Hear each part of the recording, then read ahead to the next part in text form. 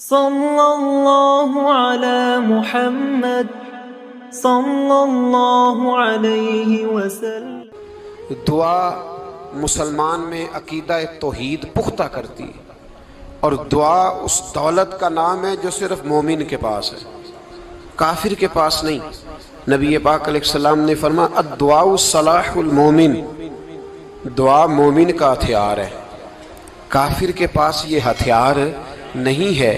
مومن جب اپنے مالک کے حضور دعا مانگتا ہے نا، دنیا میں آپ کسی سے زیادہ مانگیں تو وہ ناراض ہو جاتا ہے، وہ کہتا ہے بھائی تو نے تو کام بنا لیا ہے، کل بھی دیا تھا، پرسوں بھی دیا تھا، روز روز تجھے کون دے؟ میرے نبی پاک علیہ السلام نے فرمایا جو اپنے رب سے زیادہ مانگتا ہے رب اس سے زیادہ راضی ہوتا ہے، زیادہ راضی ہوتا ہے۔ اب دعا مخصوص اوقات نہیں دعا کے، فرمایا اذا دعان، جب بھی دعا مانگو گے تمہارا رب تمہاری دعا کو، جب بھی دعا تو دعا کرتے رہنا چاہیے، ہر وقت دعا میں بندہ شامل رہے، اللہ کے ذکر میں شامل۔ یہ جو قرآن مجید نے کہا نا یا ایھا الذین آمنوا اذکروا اللہ ذکرا کثیرا، اے ایمان والو اپنے رب کا ذکر کثرت سے کرو، وسبحوہ بکرۃ واصیلا، اور صبح و شام اسی کی پاکی بیان کرو۔ تو اس سے مراد یہ نہیں ہے کہ تسبیح لے کے سارا دن مسجد میں بیٹھے رہو اور کام کوئی نہ کرو، بلکہ اس کا مطلب یہ ہے کہ روٹی شروع کرو تو اللہ کے نام سے، اختتام کرو تو اللہ کے نام، سو جاؤ تو رب کا نام لے کے، سویرے اٹھو تو اللہ کا نام لے کے، جب تمہیں کوئی چیز اچھی لگے تو ماشاءاللہ کہو، جب کوئی مصیبت آئے تو کہو انا للہ و انا الیہ راجعون۔ تو سارا دن اللہ کا ذکر جاری رہے گا۔ نبی پاک صلی اللہ علیہ وسلم نے مسلمان کو ایک دوسرے سے ملنے کا طریقہ بتایا۔ مصیبت آئے تو کیا کہنا ہے؟ صرف فوت کی پہ نہیں کہنا، اس کی وضاحت کر دو۔ کوئی بھی الذین اذا اصابتہم مصیبہ، جب بھی کوئی مصیبت آئے، اللہ کے بندے کہتے ہیں ہم اللہ کی طرف سے آئے ہیں اور اللہ کی طرف ہی ہم نے لوٹ جانا۔ تو میرے عزیز ہر وقت اللہ کا ذکر جاری رہے گا، ہر وقت زبان پہ رب کریم کا۔ دیکھیں نا نبی پاک علیہ السلام نے ہمیں ملاقات کا طریقہ بتایا۔ ایک صحابی آئے تو انہوں نے آ کے کہا السلام علیکم، نبی پاک علیہ السلام نے فرمایا رب تعالیٰ نے اسے 10 نیکیاں عطا فرمائی ہیں۔ دوسرے آئے تو انہوں نے کہا السلام علیکم ورحمۃ اللہ، تو محبوب فرمانے لگے، امام بہقی نے اس کو لکھا ہے، محبوب فرمانے لگے رب کریم نے اسے 20 نیکیاں عطا فرمائی۔ ایک اور آئے، عرض کیا السلام علیکم ورحمۃ اللہ وبرکاتہ، محبوب فرمانے لگے اللہ نے اسے 30 نیکیاں عطا فرمائی۔ اچھا اس کا مطلب کیا ہے؟ السلام علیکم، تم پر سلامتی ہو، سادہ ترجمہ یہ ہے کہ تم سلامت رہو، تم سلامت رہو، ورحمۃ اللہ وبرکاتہ، تم پر اللہ کی رحمت بھی ہو اور اس کی برکتیں بھی ہو۔ وہ کیا کہتا ہے؟ وہ کہتا ہے وعلیکم السلام، تم پر بھی سلامتی ہو، ورحمۃ اللہ وبرکاتہ، اللہ کی رحمت ہو اور اس کی۔ یہ جو مسنون دعائیں ہیں نا جو حضور نے ہمیں دعائیں سکھائیں ہر موقع پہ، ان کا کمال دیکھیے۔ اب ایک مسلمان نے آتے کہا السلام علیکم، اس کا مطلب کیا ہے؟ تم پر۔ اب وہ جھگڑا کرے گا اسے مارے گا، اس کا مال چھینے گا؟ اس نے تو آتے ہی کہا تم پر سلامتی ہو۔ تو جو سلامتی کی دعا دینے والے ہیں وہ جیب تھوڑی کاٹیں گے، وہ غبن تھوڑی کریں گے، ڈاکہ تھوڑا ڈالیں گے۔ اسلام نے لفظ ہی وہ سکھایا ہے کہ فرمایا جب تم نے ملنا ہے تو تم نے دعائیں کرنی ہیں ایک دوسرے کے لیے۔ اب ہمارے ہاں نئے نئے لفظ آ گئے، ٹیلی فون اٹھایا تو کہا ہیلو، اس کا کیا ترجمہ ہے؟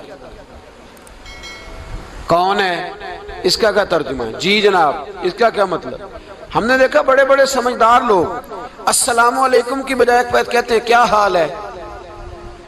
بھئی کیا عجیب بات ہے، بھئی کیا حال ہے کا کیا مطلب ہوا؟ وہ بعد میں کرنے کی بات ہے۔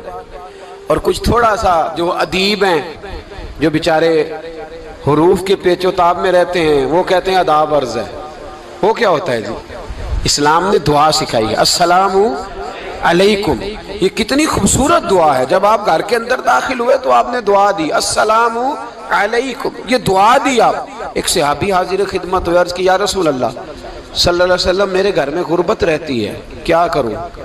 نبی پاک علیہ السلام نے فرمایا جب بھی گھر جایا کرنا گھر والوں سے سلام لیا کر، گھر والوں سے کیا کہا کر؟ السلام علیکم، جب بھی گھر جائے، یعنی گھر آیا اب گھر والوں نے بتایا کہ ماچس کی ڈبیا تو لے آؤ. اب یہ دکان کونے پہ تھی گھر والے پہ, وہاں سے ماچس کی ڈبیا لے کے واپس گیا تو کہنے لگا السلام علیکم. پھر گھر والوں نے کہا ہو بتانا یاد ہی نہیں رہا, چینی بھی ختم ہو گئی ہے. تو یہ پھر گیا چینی لینے, لوٹ کے آیا تو کیا کہا؟ جب اللہ چاہتا ہے تو کہے, جب اللہ کے رسول چاہتے ہیں تو کہے.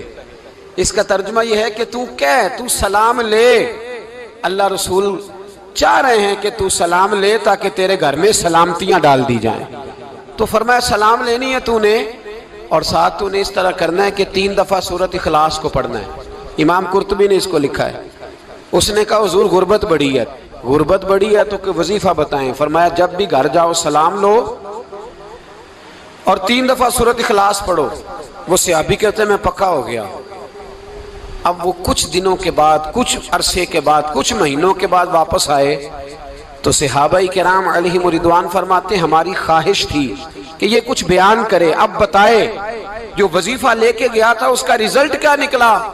کہتے اس نے بڑی حیرت انگیز بات کی, حیرت انگیز عجیب انداز میں. کچھ لوگوں کا دل ہوتا ہے نا کہ مجھے ملے میرے پڑوسی کو نہ ملے, اور کچھ کا دل ہوتا ہے یار مجھے بھی ملا ہے اور الحمدللہ میرے پڑوسی کو ملا ہے. تو صحابی جب حاضر ہوئے تو صحابہ کہتے ہیں ہمیں تجسس تھا کہ یہ کچھ بتائیں. تو حضور نے فرمایا کیا حال ہے تیرا؟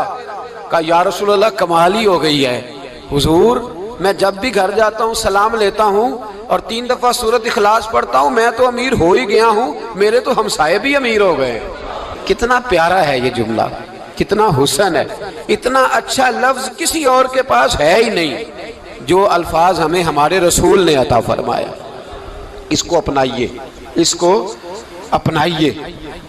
یہ الگ بات ہے کہ لوگ مطلب کے لیے سلوٹ کر لیتے ہیں بڑا سارا, لیکن مطلب کے لیے نہیں. جس کو جانے اس سے بھی سلام لیں, جس مسلمان کو نہیں جانتے اس سے بھی. تو نبی پاک نے ہمیں مسنون دعائیں سکھائیں. رات کو جب سونے لگیں اللہ کے رسول صلی اللہ علیہ وسلم نے ہمیں دعا سکھائی. حضور نے فرمایا جب سونے لگو تو مسلم شریف میں فرمایا تم نے یہ دعا پڑھنی, اللہم باسمک اموت و احیا. تم نے کہنا اے اللہ میں تیرے نام پر مرتا ہوں اور تیرے نام پر جیتا ہوں.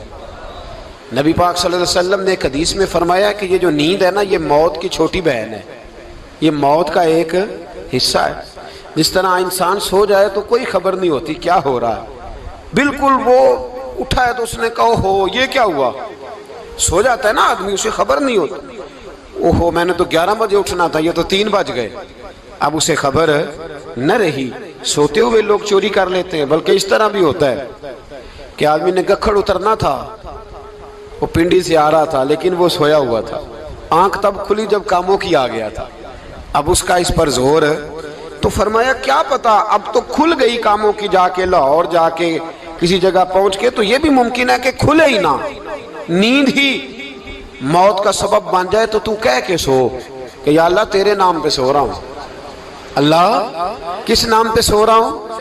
یار اگر ہم ان دعاؤں کا حسن سمجھے, مت اللہم باسمک اموت و احیا, یا اللہ میں تیرے نام پہ سوتا ہوں اور تیرے نام پر اٹھتا ہوں. گویا کہہ رہا یا اللہ میری نیند بھی تیرے فضل سے ہی ہے, اور اگر آنکھ کھل جائے تو وہ بھی تیرے فضل سے ہی ہے. کتنا اعلیٰ نبی پاک علیہ السلام نے انداز سکھایا. اور پھر بخاری شریف میں حدیث موجود ہے, فرمایا جب اٹھو تو کہو الحمدللہ الذی احیانا احیانا بعد ما اماتنا و الیہ النشور.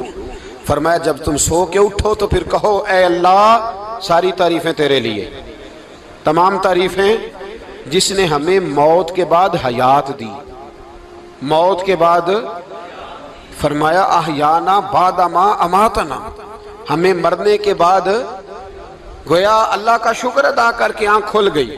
دیکھیں کس طرح اسلام مسلمان کو اللہ کے ساتھ جوڑتا ہے. فرمایا شکر کر, آنکھ کھل گئی. کہ یا اللہ تیرا شکر ہے تو نے موت کے بعد ہمیں دوبارہ حیات عطا فرمائی, یہ شکر ادا کرو. گویا تم یہ نہ کہنا کہ میں اٹھ گیا ہوں تو میرا کمال ہے, یہ نہ سمجھنا میں اٹھ گیا ہوں تو میں بڑا پابند ہوں, جب میں ارادہ کر لوں کہ میں نے 11 بجے اٹھنا ہے تو پھر میں اٹھ جاتا ہوں. یہ نہ کہنا کہ یہ الارم بڑا اچھا ہے, یہ مجھے اٹھا لیتا ہے. ذہن کے اندر خیال کر کہ نیند تو موت کی طرح تھی, یہ جو میں اٹھ گیا ہوں تو اپنے رب کے فضل سے اٹھا ہوں. جو میں اٹھ گیا ہوں, جو ابھی اٹھے ہیں وہ تو بول دینا کم از کم کہ میں اپنے رب کے فضل سے اٹھ گیا تو دعا سکھائی. پھر دیکھیے نبی پاک صلی اللہ علیہ وسلم نے فرمایا جب تم بیت الخلاء میں جاتے ہو نا، واش روم میں جاتے ہو، تو گندی چیزیں ہوتی ہیں وہاں، شیطان ہوتے ہیں، جنات ہوتے ہیں، یہ گندگی پہ ہوتے ہیں. جب تم واش روم جاؤ، بیت الخلاء جائے، تب بھی دعا مانگو. کیا دعا مانگو؟ وہ دعا بھی نبی پاک صلی اللہ علیہ وسلم نے ہمیں تعلیم فرمائی اور بخاری میں ہے. کہا پڑھا کرو اللہم انی اعوذ بک من الخبث والخبائث. کہو اے اللہ ناپاک چیزوں سے میں تیری پناہ مانگتا ہوں، وہ نر ہوں یا مادہ ہوں. اللہ میں تیری پناہ مانگتا ہوں. واش روم کے اندر بہت ساری بری چیزیں ہوتی ہیں. جوان میری بات پر توجہ فرمائیں، وہاں بہت ساری گندی چیزیں ہوتی ہیں. انسان کئی دفعہ واش روم میں جاتا ہے، اسے وسوسے زیادہ آتے ہیں. یہ نوٹ کریں میری بات کو. اصل میں نا ہم بات ڈھونڈ رہے ہیں علاج اپنی بیماریوں کا، حالانکہ علاج تو سارا مدینے والے رسول کے پاس موجود ہے، محبوب کے پاس ساری دوائیاں ہیں. تو نبی پاک علیہ السلام دیکھیں نا، انسان واش روم میں جاتا ہے، اسے وسوسے آتے، برے خیالات آتے، وہ گناہ کی طرف کئی دفعہ مائل ہوتا ہے. تو کہا تو دعا پڑھ کے جا اللہم انی اعوذ بک، یا اللہ میں تیری پناہ مانگتا ہوں من الخبث والخبائث، ہر خبیث اور بری چیز سے میں تیری پناہ مانگتا ہوں، وہ نر ہو یا یار. کتنا عظیم دین ہے، کتنا عظیم میرے مصطفیٰ کریم کا وہ والا دین ہے. اصل میں اللہ کرے بی اے پاس بچے کو بیت الخلاء کی دعا بھی یاد ہو جائے، ایسے یاد ہو جائے، اور اس کے ماں باپ سمجھ لیں کہ جوان ہو گیا ہے، تو اب ہو سکتا ہے اس کی طرف شیطان حملہ زیادہ کرے، اسے خراب کرنے کی کوشش کرے. تو لہٰذا اسے دعا سکھائی جائے تاکہ اس کو پہلے سے پتا ہو کہ میں نے اس بے ایمان سے بچنا کس طرح سے. اب آپ دیکھیے نبی پاک علیہ السلام نے ہمیں دعا سکھائی. مصنف ابن ابی شیبہ میں کون سی دعا؟ واش روم سے نکلنے کی. اللہ اکبر، بڑی زبردست دعا ہے، بڑی زبردست. آپ یقین کریں اس ایک ایک دعا پر ایک ایک پورا بیان ہو سکتا ہے، ایک ایک. یہ اس لیے نہیں میں کہہ رہا کہ میں کوئی عالم فاضل آدمی ہوں، آپ کہیں گے کہ بتا رہے ہیں میں بڑا پڑھا لکھا ہوں. صرف یہ عرض کر رہا ہوں کہ اس کے فوائد پر، ثمرات پر جو اللہ تبارک و تعالی امت کو دیتا ہے، ان دعاؤں کی جو فضیلت حدیثوں میں آئی، اور پھر جو اس کے فوائد ہے، اور اس پر بات کروں تو ایک دعا تقاضا کرتی ہے کہ اس پر پورا ایک لیکچر ہونا چاہیے. دیکھیے آپ واش روم سے نکلے، دعا کیا ہے؟ دعا کے لفظ کیا؟ الحمدللہ الذی. ایک حدیث میں لفظ ہے غفرانک، غفرانک، اے اللہ میں تجھ سے بخشش چاہتا ہوں. اور جو مشہور اور معروف ہے مصنف ابن ابی شیبہ کی روایت، فرمایا الحمدللہ الذی اذھب عنی العذا وعافانی. فرمایا اے اللہ تیرا شکر ہے. واش روم سے نکلا ہے تو کہہ رہا ہے یا اللہ تیرا شکر ہے، تو نے مجھ سے اذیت دور کی، وعافانی، اور تو نے مجھے عافیت عطا کر دی. اذیت دور کر دی اور عافیت. بولیے واش روم سے نکلا ہے تو کیا کہتا ہے؟ یا اللہ تیرا شکر ہے، تو نے مجھ سے اذیت دور کر دی اور مجھے عافیت. ڈاکٹر حکیم ہومیوپیتھک ایک چیز پر متفق کم ہوتے ہیں، پتہ ہے نا آپ کو، لیکن اس بات پر سب کا اتفاق ہے کہ اگر کسی کو قبض ہو جائے نا تو شاید 70 یا 72 بیماریاں لگ جاتی ہیں اس کو. اور جب آدمی کو قبض ہوتی ہے نا، پیٹ کے اندر فضلہ جم جاتا ہے، خارج نہیں ہوتا، اس کو اعصاب کی بیماری ہوتی ہے، اس کے ذہن پر اثر ہوتا ہے اس چیز کا. آپ یہ مت سمجھیں کہ کھانا کھانا یہ ایک کمال ہے. اللہ نے یہ بھی نعمت بنائی ہے کہ کھانا جب خارج ہوتا ہے تو وہ بھی اللہ کا بہت بڑا احسان ہے. تو فرمایا تو سمجھا ہی نہیں، اگر تجھے قبض ہو جاتی، تیرے پیٹ کے اندر وہ چیز جم جاتی، تیرے لیے کتنی تکلیف کا باعث تھی. ان لوگوں سے پوچھئے جو اس کے بیمار ہیں، اس کے مریض ہیں، وہ کتنی تکلیف میں رہتے ہیں. سر میں درد ہوتا ہے، سر چکراتے ہیں. ایک بہت بڑا روڈ ایکسیڈنٹ ہوا تو ڈرائیور سے لوگوں نے پوچھا کہ مسئلہ کیا ہے؟ تو کہنے لگا میں قبض کا مریض ہوں، تو میں کھانا کھا لیتا ہوں تو میرے ذہن پر وہ اس قدر زیادہ گیس کا غلبہ ہوتا ہے کہ میں سخت تکلیف میں ہوں.